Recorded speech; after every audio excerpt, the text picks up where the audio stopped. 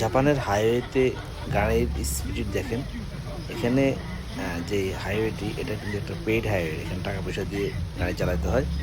এখানে এত বৃষ্টির ভিতর জাপানিজদের গাড়ির স্পিড থাকে অনেক বেশি। যেমন আমাদের এই গাড়িটি আছে 70 থেকে 80 স্পিড, দেখেন মিটার দেখা যাচ্ছে।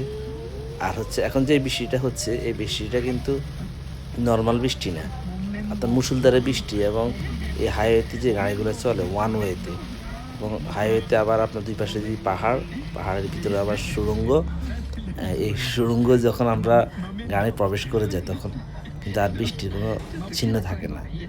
আবার যখন আপনি সুড়ঙ্গ থেকে বের হবেন, বের হওয়ার পরে দেখবেন যে সেই বৃষ্টি আবার, কিন্তু গাড়ির স্পিড কিন্তু প্রায় সেমই থাকে এদের।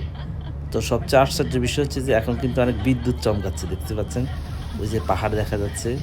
এদের পাহাড়ি অঞ্চলগুলোতে এরা এত সুন্দর করে রাস্তা বানায়, এটা খুবই চমৎকার একটা